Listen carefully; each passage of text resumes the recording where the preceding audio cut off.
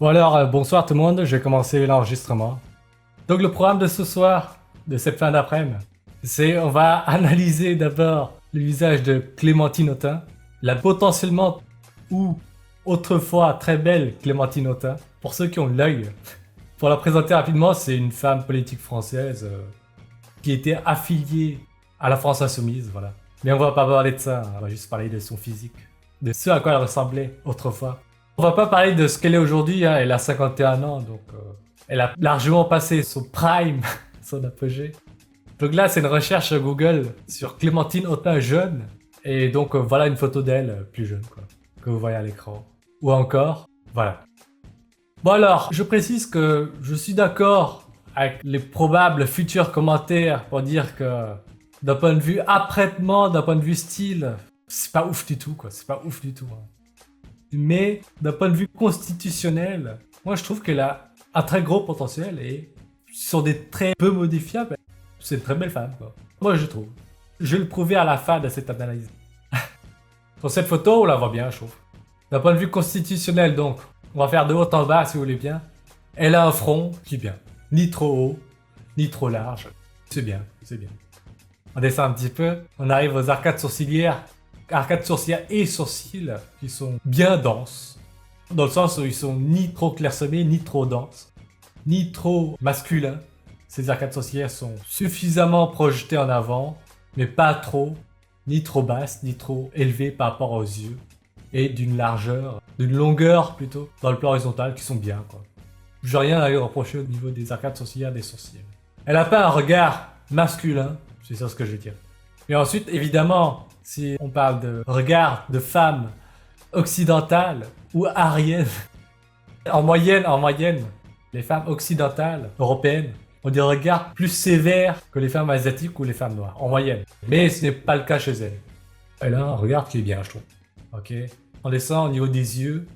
Les yeux qui sont longs sur un plan horizontal, dont l'orientation des différents canthus font qu'elle n'a pas des yeux tombants. Elle n'a pas des yeux tombants. Le canthus externe est au-dessus du canthus interne. Ça montre qu'elle a des pommettes qui sont assez hautes. Ici, ça se voit mieux. Les pommettes sont hautes. Des yeux effilés et avec une inclinaison cantale positive. Elle a de beaux yeux, je trouve. Bon, ici, évidemment, elle a un certain âge, donc elle a des paupières supérieures qui retombent un petit peu sur ses yeux. Mais bon, ça, c'est inhérent à l'âge, ça. Oui, elle a 51 ans cette année.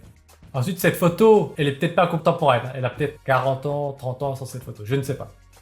Sur les photos les plus récentes, 2024, on va voir une seconde. Ouais, elle a quand même un certain âge, hein, en 2024. Elle fait son âge, quoi. Tout en étant bien conservée par rapport aux femmes de 51 ans que vous voyez dans la rue. L'Éternel a dit, elle ressemble à un homme. Oui, au niveau de l'apprêtement, du style, c'est pas très féminin. Je suis d'accord. De Bergeron 2024, 51 ans, elle paraît jeune pour son âge, elle est très bien conservée. Elle manque de lèvres pour une femme, je pense, mais ça passe. Elle fait un peu androgyne à cause de ses cheveux.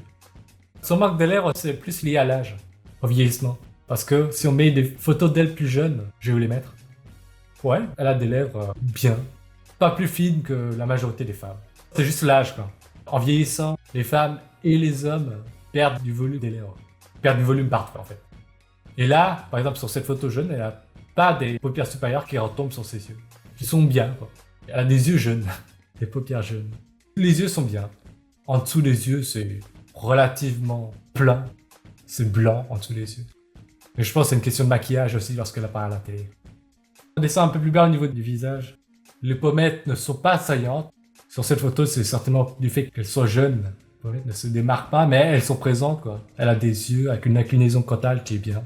Sur cette photo, ça se voit mieux qu'elle a des pommettes hautes, bien projetées en avant. Suffisamment projetées en avant. C'est pas un défaut chez elle, quoi, au niveau des pommettes.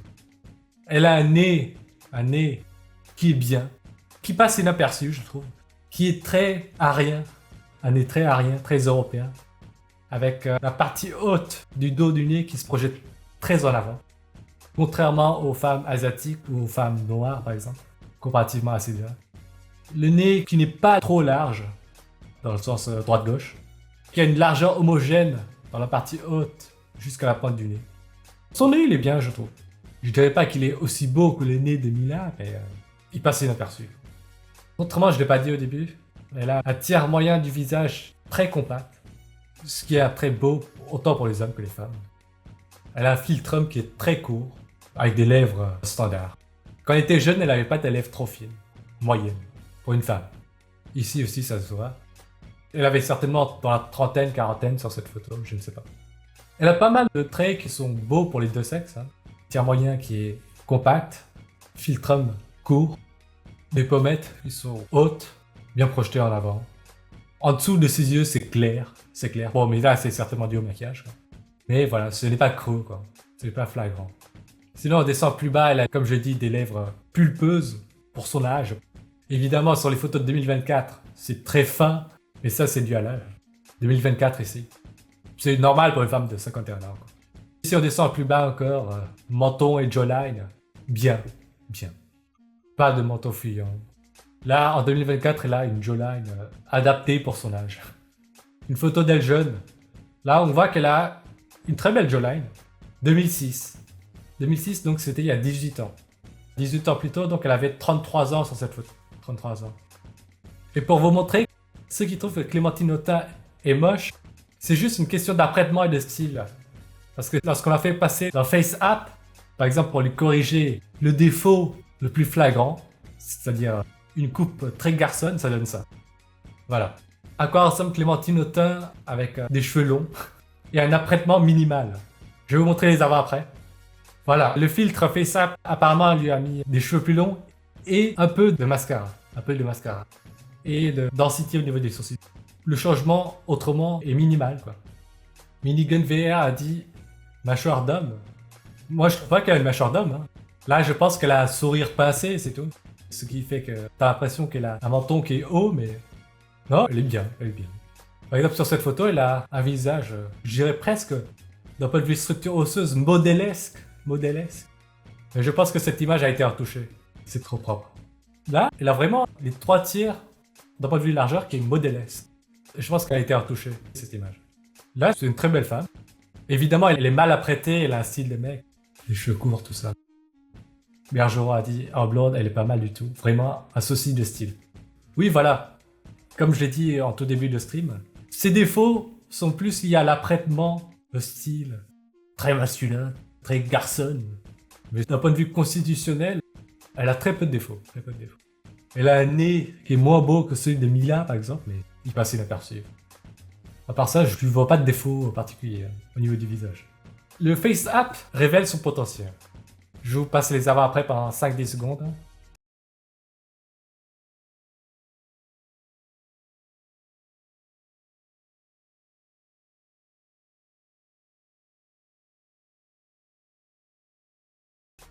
C'est tout ce que j'avais à dire pour Clémentine Autain.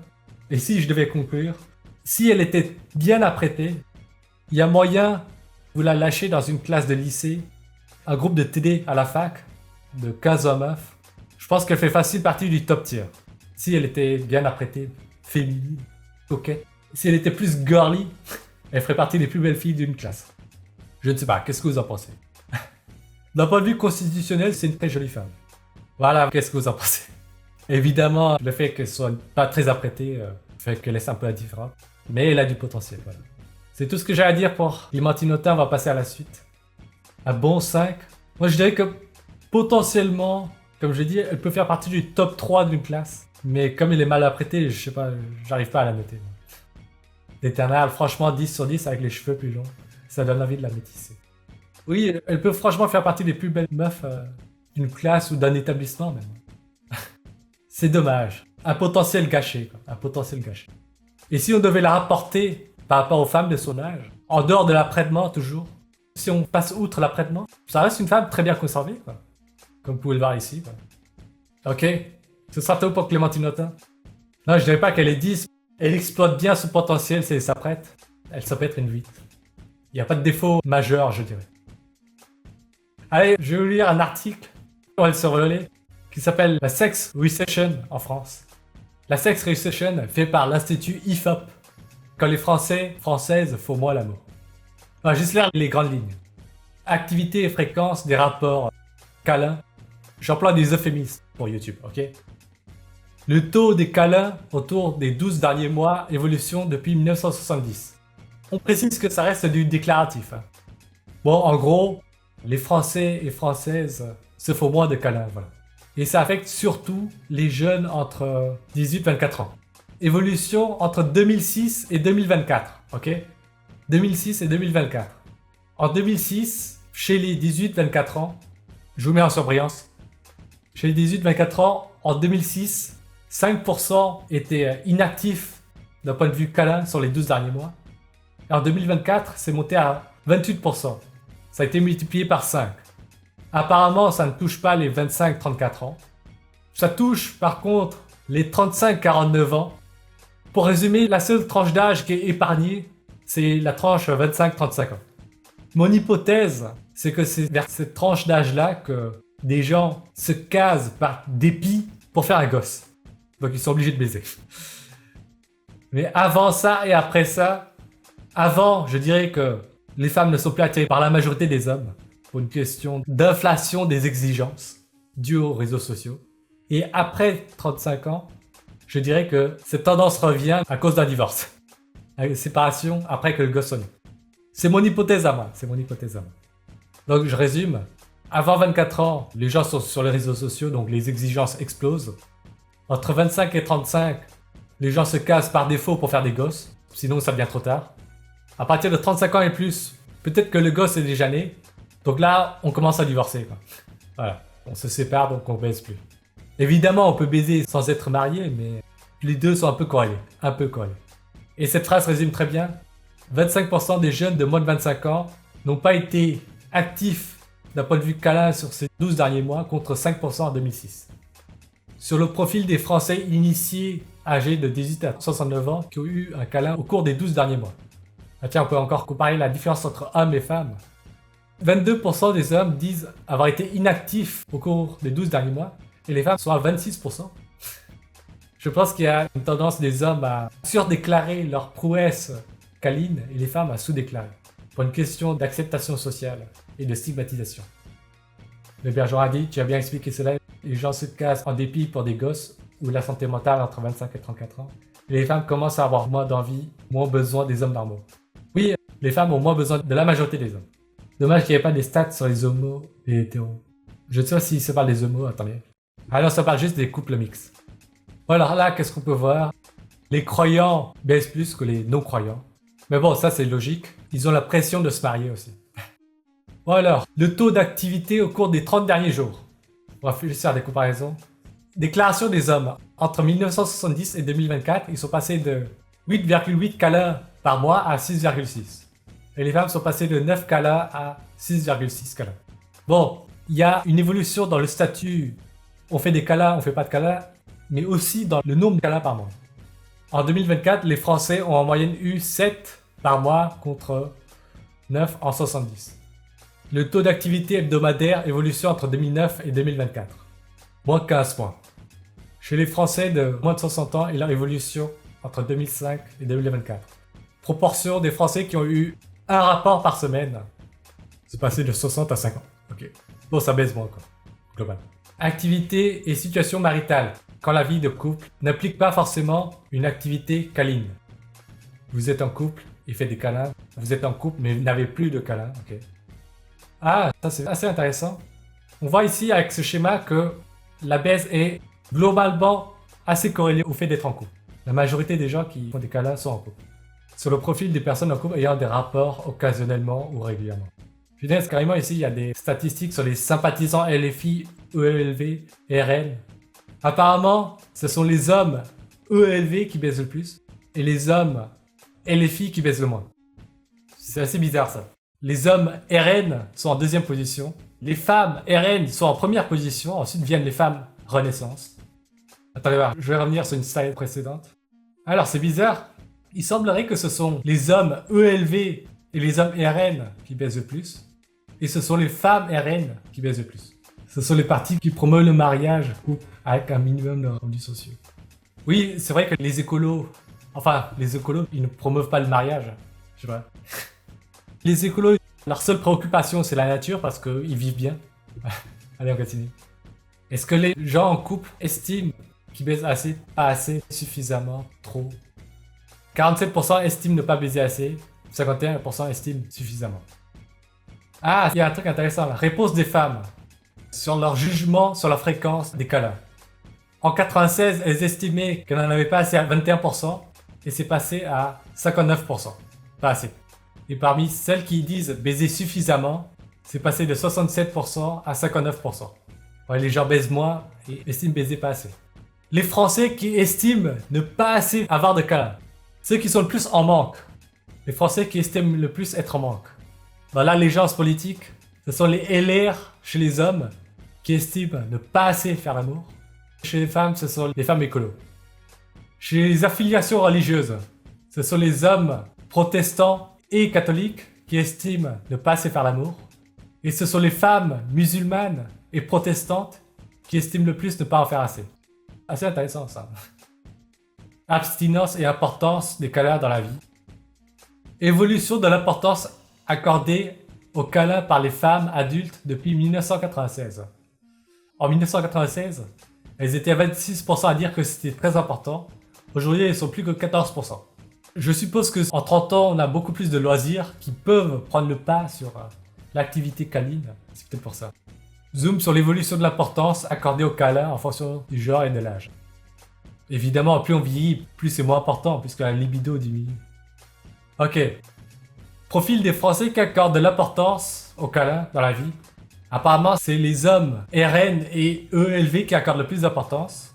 Et ce sont les femmes Renaissance et ELV qui accordent le plus d'importance à la baisse. Chez les affiliations religieuses, ce sont les femmes musulmanes qui trouvent que avoir des câlins c'est important. Et ensuite, ce sont les hommes protestants et musulmans. Et catholiques aussi.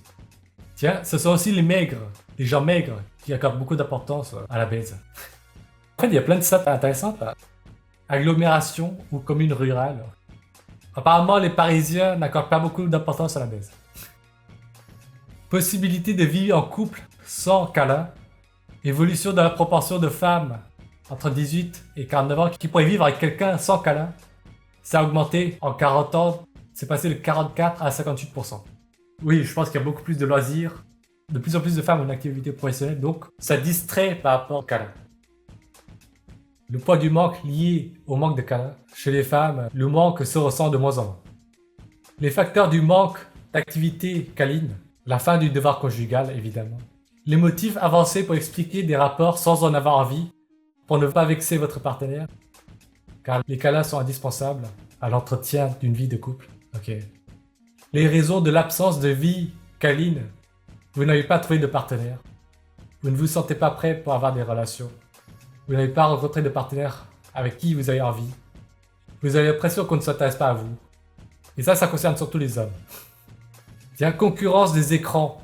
Regarder une série Netflix, lire un livre, jouer à des jeux vidéo. C'est ce que les hommes répondent surtout. Ce sont les hommes qui répondent ça. Moi, j'ai un peu vos commentaires. Comme par hasard pour les femmes musulmanes. Oui. Je pense que les injonctions à rester prudes peuvent faire cogiter les femmes musulmanes et protestantes. Bonjour, Cochi Lebro, c'est la vérité. Allez, on continue. Sur le profil des personnes ayant évité un rapport pour se toucher en solo devant des images et des photos d'actes d'autres personnes. Ok. Apparemment, les Parisiens sont plus enclins à aller regarder d'autres personnes pratiquer que les personnes vivant en commune rurale. Ça fait un peu un cliché du soy boy. Bon, c'est tout ce qu'il y a pour ce diaporama. Ok, on va passer à une vidéo de Thaïs que je vais découvrir avec vous. On va voir ce qu'elle va dire sur l'IA et la vie en couple. Ok. On va regarder une vidéo qui s'appelle le boom des relations amoureuses avec des IA. Je la découvre en même temps que vous, je l'ai pas vue. La dernière terreur des professeurs, c'est la triche sur ChatGPT. Tous les mois, de nouvelles révélations de fraude à l'école ou l'université font surface. Alors, ChatGPT va-t-il détruire l'université?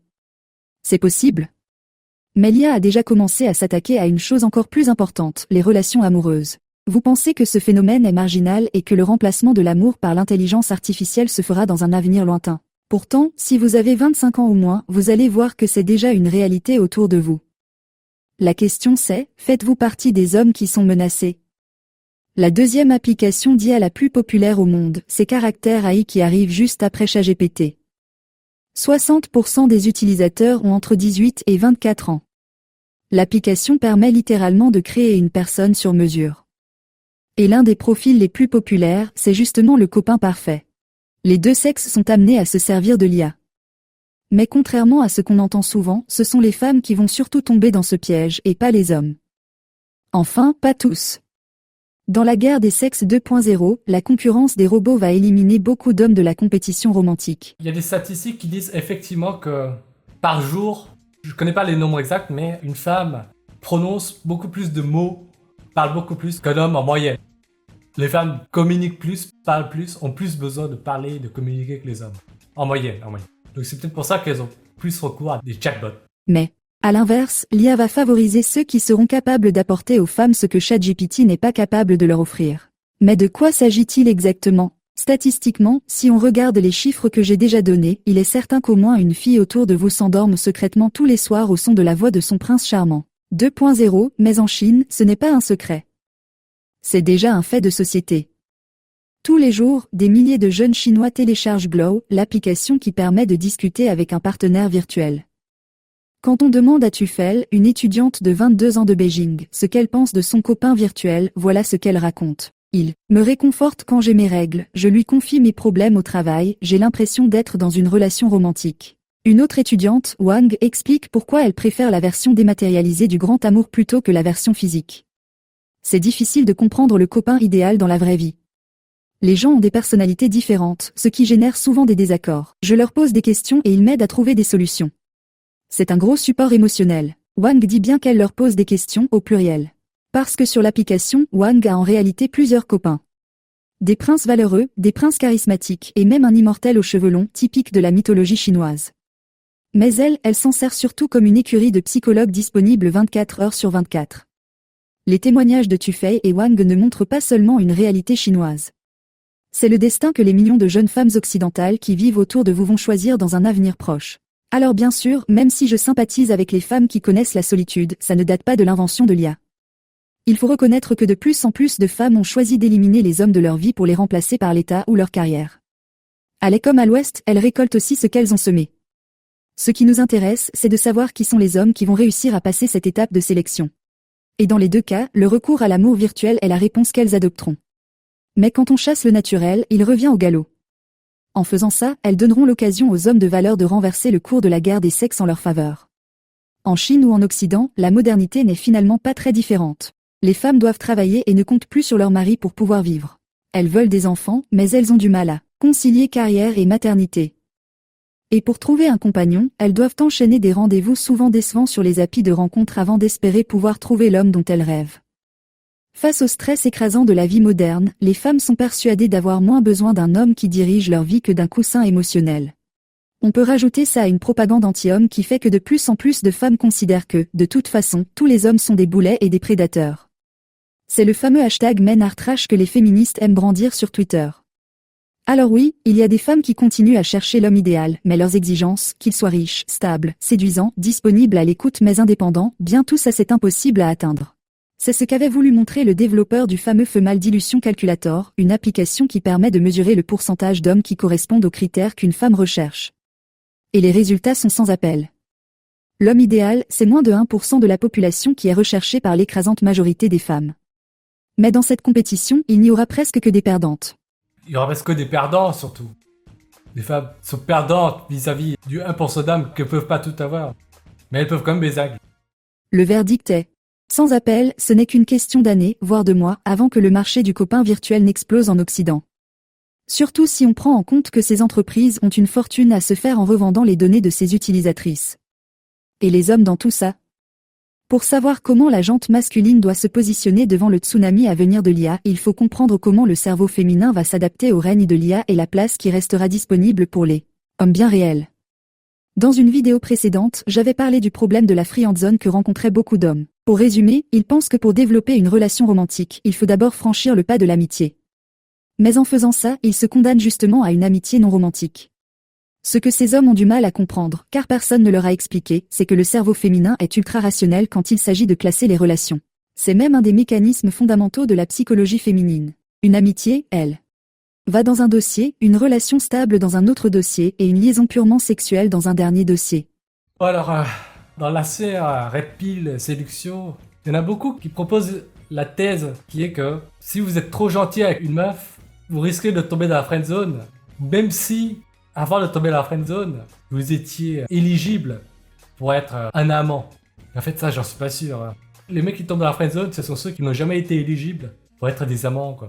Parce qu'ils ne sont pas assez beaux, pas assez grands, un peu con peut-être aussi, un peu trop pauvres. Mais par exemple, si vous êtes assez beau, assez grand, assez riche, assez intelligent, a priori, vous pouvez devenir l'ami d'une meuf, mais aussi la baiser, quoi. Je vois pas ce qui empêche. Hein. Ils disent que le problème de ceux qui sont dans la friendzone, ce serait une personnalité trop gentille, mais j'en suis pas sûr. L'IA permet enfin aux femmes de séparer pleinement ces catégories en sélectionnant un homme pour chaque fonction. Une IA peut lui donner un confident qui écoutera pendant des heures ses problèmes, et comme elle est indépendante financièrement, elle n'a pas besoin d'une relation longue pour avoir un psychologue. Une application suffit. Pendant ce temps, une autre IA lui dira des mots doux pour la faire rêver et la faire se sentir désirée. Mais pour le sexe, eh bien, tant que des robots sexuels masculins n'auront pas été inventés, l'IA ne servira pas à grand-chose. Pour cette dernière fonction, qui est un besoin biologique, les femmes seront forcées de trouver un homme de chair et de sang. Ce besoin d'intimité, c'est la brèche dans laquelle les hommes auront le pouvoir de démontrer leur valeur. Pour ceux qui en seront capables. Bien entendu, l'IA relationnelle n'est pas utilisée que par les femmes. Les applications de copines par IA existent déjà pour les hommes, les mêmes que j'ai déjà citées pour les femmes, et d'ailleurs, les médias ont déjà commencé à diaboliser l'utilisation masculine de l'IA. Ce que dit la presse et ce qu'on retrouve sur Twitter, c'est toujours la même idée. À force de se défouler sur les femmes virtuelles avec l'IA, les hommes vont devenir encore plus sexistes et abusifs. Avec les vraies femmes. On passera le 2 poids 2 mesures qui dit que quand les femmes préfèrent l'IA aux vrais hommes, c'est de leur faute s'ils sont passés sur le côté et que quand les hommes utilisent l'IA, c'est un scandale pour les femmes. Le fait est que les hommes ne cherchent pas la même chose que pour les femmes. Pour eux, le soutien émotionnel est moins important. Les hommes sont plus habitués à supporter la solitude que les femmes. Donc, le plus souvent, quand ils se servent de l'intelligence artificielle, ce n'est pas pour créer quelqu'un à qui parler, c'est pour créer de la pornographie. Comme les vraies femmes sont inaccessibles, autant se servir de la technologie pour créer le fantasme parfait. La crise de la solitude masculine n'est pas prête d'être réglée. De plus en plus d'hommes iront se réfugier dans le paradis artificiel de l'IA. Dans ma communauté, beaucoup de jeunes hommes ont déjà témoigné qu'ils avaient des amis à eux qui étaient d'or et déjà tombés dedans de façon totale et qui pouvaient rester des heures sur leur téléphone ou leur ordinateur en contact permanent avec une IA. Mais ces hommes, ils étaient déjà quasiment invisibles pour les femmes de toute façon. L'IA ne va faire qu'empirer leur situation, mais elle ne va pas fondamentalement changer leur situation. Je sais pas si ça empire en fait, hein, parce que les mecs qui parlent aux IA aujourd'hui, ils ne parlaient avec personne avant, quoi. Donc c'est mieux de passer de je parle à personne à je parle avec une IA que de rester dans le statu quo d'avant, quoi. Je ne sais pas. C'est comme passer de je ne mange rien à je mange du McDo. Bien sûr, c'est mieux de passer de je mange rien à je mange quelque chose de ça, mais manger du McDo, c'est mieux que rien, quoi. Je comprends pas ce qu'elle vient de dire là. Pourquoi elle dit que ça s'empire pour les hommes? Pour les hommes qui de toute façon ne parlaient avec personne avant. Là où le basculement peut se faire, c'est pour les autres hommes. Maintenant qu'on a toutes les données du problème de l'IA, on peut faire une prédiction pour l'avenir. Selon le groupe auquel vous appartenez, cet avenir ressemblera plutôt à un rêve ou à un cauchemar. L'amour fonctionne comme un marché. Il y a une offre qui rencontre une demande. Et les femmes offrent l'affection physique que demandent les hommes. La règle générale, c'est que ce sont les femmes qui choisissent leur partenaire. Ce sont elles qui fixent le prix symbolique de l'échange. Si un homme veut obtenir de l'amour physique, il doit donner des choses en échange, que ce soit de la fidélité, de l'implication, un bon revenu, etc. Sur le marché de l'amour, c'est l'offre qui a le pouvoir, c'est-à-dire les femmes. Or, avec l'IA, il va se passer un renversement complet du pouvoir de la négociation sur le marché de l'amour. Bon, déjà, l'ensemble des hommes peu compétitifs vont se réfugier dans l'IA et arrêter de rechercher une compagne. À force, ils vont complètement sortir du jeu puisqu'ils vont utiliser l'intelligence artificielle pour leur satisfaction, émotionnelle et physique. Autrement dit, la demande va baisser. Si vous avez déjà eu des cours d'économie, vous savez ce qu'il se passe quand l'offre reste la même mais que la demande baisse. Les prix chutent. Les femmes auront moins d'exigences puisqu'il y aura une réserve de plus en plus réduite d'hommes face à elles. Donc à partir du moment où l'homme pourra lui fournir ce que son copain IA est incapable de lui donner, il deviendra immédiatement compétitif. Pour vous donner un exemple, un homme riche sera toujours un plus, car il permettra à sa femme de s'échapper du stress du monde du travail, mais sans être fortuné, vous avez un coup à jouer. Celles qui recherchent simplement de la proximité sexuelle seront forcées de baisser leurs exigences. Là, je pense qu'elle a fait un mauvais raisonnement. Elle s'imagine qu'il y a des mecs, parce qu'ils vont aller se réfugier dans le porno, ou les IA, ou les chatbots, ils ne vont plus draguer les meufs. Mais en fait, ça, c'est faux, ça. Même si, lorsqu'ils sont chez eux, ils parlent à des chatbots, ils vont quand même continuer à liker les photos de vraies meufs, parler avec les vraies meufs qu'ils rencontrent à la fac, au boulot. Ils continueront à faire savoir à ces meufs-là qu'ils ont envie de ces vraies femmes. Donc en fait, ça ne changera rien, quoi. Les femmes sauront toujours qu'elles sont supérieures à ces hommes qu'elles ne désirent pas. Et elles savent que ces hommes les désirent. Daytona a dit « Faut faire tellement d'efforts pour baiser une meuf, alors que les gays peuvent baiser en 5 minutes via Grindr. Parfois, je les envie vraiment. » Oui, il paraît qu'un grand pourcentage d'hommes homos ont eu plus de 100 partenaires au cours de leur vie. Et c'est à cause de la testostérone élevée chez les deux partenaires. Il y a beaucoup de trans qui ont fait la transition femme vers homme qui disent « Depuis que je prends des hormones, je comprends pourquoi les hommes ne pensent qu'au sexe, ne pensent qu'à baiser. » Juste une question de libido qui augmente. Allez, continue. L'ingrédient unique qu'elles vont s'arracher chez les hommes qui auront survécu à l'apocalypse de l'IA, c'est la chaleur humaine. Et la chaleur humaine, ça s'incarne de deux façons différentes et complémentaires. D'un côté, l'aventure et de l'autre, la sécurité. L'aventure, c'est à la fois la passion et l'aspect imprévisible de la relation, comme le fait de partir en voyage sur un coup de tête bien, loin de la routine d'un algorithme. Et la sécurité, c'est le souhait d'avoir un sanctuaire à soi. Loin de la froideur et de la pression du monde extérieur, en compagnie d'un homme qui est à la fois bienveillant et dominant, c'est-à-dire à l'aise dans sa masculinité. Les hommes qui resteront sur le marché seront très avantagés, à condition de savoir comment transmettre cette chaleur humaine grâce au principe de base de la séduction et tant qu'ils comprennent les mécanismes profonds de l'esprit féminin. Quand il sera devenu normal pour une femme occidentale d'avoir son copain virtuel partout avec elle dans sa poche, c'est dans son intimité qu'elle sera la plus isolée et donc la plus demandeuse de compagnie. Ça, c'est une bonne nouvelle, mais uniquement pour les hommes qui ne seront pas tombés dans les griffes de l'IA. Que ce soit ChatGPT, Character.ai, Glow ou n'importe quel service de copains par IA, ce serait une erreur de croire que la science nous éloigne de la nature humaine. Au contraire, l'IA nous donne un enseignement précieux de la nature féminine. Et comme cette leçon échappe à beaucoup d'hommes, ils se rendent justement remplaçables par l'IA. Que se passe-t-il quand la science futuriste de l'IA rencontre l'instinct féminin le plus primaire, à savoir l'hypergamie? Ils ne se détruisent pas mutuellement, ils se complètent. C'est ce que j'appelle la techno-hypergamie. Oh, je sais pas beaucoup, mais j'ai un peu du mal à comprendre son discours, quoi. Je ne sais pas. Est-ce que c'est moi qui a des problèmes de compréhension ou est-ce que son discours ne veut rien dire? Je suis désolé. Hein. Je veux bien croire que c'est moi. Je ne sais pas où. Putain, mais je comprends rien à ce qu'elle dit en fait. Dans ce futur dont les contours sont déjà en train de se dessiner, l'homme idéal ne ressemble plus au père de famille ni au prince charmant. C'est un psychologue disponible. 24 heures sur 24, 7 jours sur 7, infatigable, qui n'a aucune attente envers sa compagne, qui est incapable de la juger et qui change de forme selon ses désirs du moment. En 2013, le cinéaste Spike Jonze, peut-être vous vous en souvenez, avait sorti Le Filmeur, qui mettait en scène Joaquin Phoenix, un homme timide qui décide de se mettre en couple avec une IA jouée par Scarlett Johansson à la suite d'une rupture douloureuse. À l'époque, même s'ils avaient aimé le film, peu de spectateurs avaient pris ce scénario au sérieux. Pourtant, l'avenir où la machine aura remplacé la chair pour assouvir l'amour est à quelques pas de notre présent. La seule erreur du film, c'est de penser que le personnage principal de cette tragédie ne pouvait être qu'un homme. Bon. Je ne vois pas en quoi le fait qu'il y ait des IA, les femmes se sentiront plus seules ou seront perdantes en fait. Parce que déjà, rien que maintenant, comme dans l'enquête par l'IFOP qu'on a lu tout à l'heure, les femmes délaissent les hommes, quoi. C'est elles qui initient de plus en plus les divorces. Même sans IA, les femmes et les hommes baissent de moins en moins. Je vois pas ce que l'IA qui arrive et qui peuvent assumer certaines fonctions des hommes comme celui de confident va inverser le jeu en fait, en défaveur des femmes. Je ne vois pas en fait. C'est juste que avant certains hommes, même s'ils baisaient pas des meufs, ils pouvaient servir de confident. Maintenant ils sont en concurrence pour le rôle de confident avec des chatbots. L'arrivée des chatbots c'est un truc qui concurrence les hommes et pas les femmes. Becca Rose a dit « Ce sont les hommes qui sont plus en demande quoi qu'il arrive si une IA arrive à combler les besoins affectifs.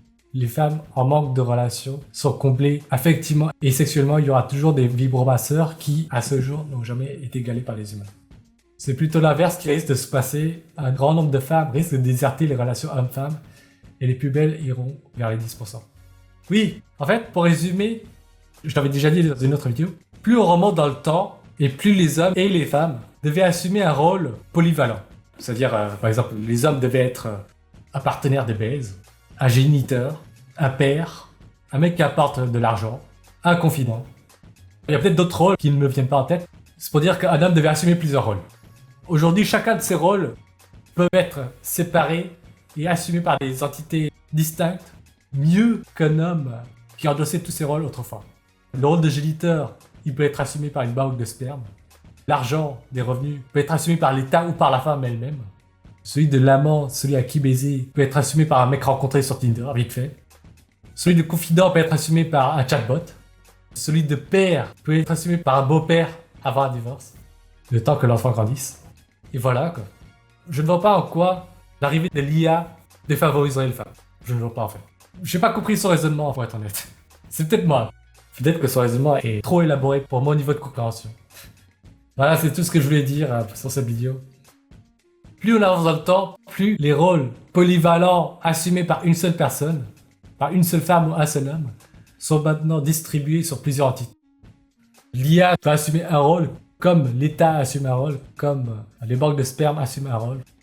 C'est l'avenir des relations amoureuses que je viens de résumer assez succinctement et dont j'espère avoir eu le bon raisonnement. C'est tout ce que je vais vous montrer ce soir. Je peux vous montrer encore des trucs comme des clips TikTok. Est-ce que vous avez des trucs à dire en commentaire? Je vous laisse 2-3 minutes. Bon, Vegaros a tout résumé, quoi. Je comprends pas le raisonnement de sa vidéo, en fait. Comme si l'arrivée de l'IA était une opportunité pour les hommes. Je ne vois pas, en fait. C'est une opportunité pour aucun homme. C'est une concurrence en plus, quoi. Une concurrence non humaine pour les hommes qui, avant, pouvaient se contenter du rôle de confident. Maintenant, ils perdent ce rôle. Et en fait, je pense que ça concurrence aussi des beaux gosses qui, autrefois, étaient aussi confidents. Puisque maintenant, les beaux gosses sont certainement de moins bons confidents que des chatbots. Ils n'auront plus que leur beauté à offrir. Ils auront toujours ça à offrir, mais ce sera toujours une raison de moins de se mettre avec eux.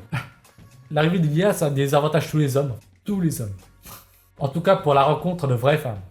Mais ça peut aussi être un pansement pour les hommes qui, avant, ne parlaient avec personne. Maintenant, ils peuvent parler avec des chatbots. Des femmes de poche. Des femmes virtuelles de poche.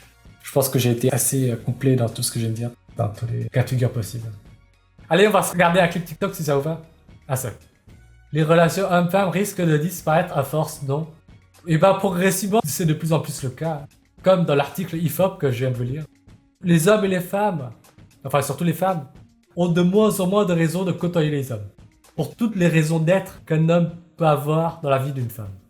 Dans les différents rôles que j'ai mentionnés tout à l'heure, le rôle de géniteur, le rôle de père, le rôle de confident, le rôle de pourvoyeur, le rôle d'amant. Ces rôles sont de plus en plus délégués à des entités séparées et non humaines. L'État, les chatbots, la machine tout simplement. Qu'est-ce que vous en pensez? On va regarder un clip TikTok, ensuite on en reste là pour aujourd'hui, ok? Je vais vous mettre le clip TikTok une seconde. Fine, I'll do it again. This is how I face my tapes.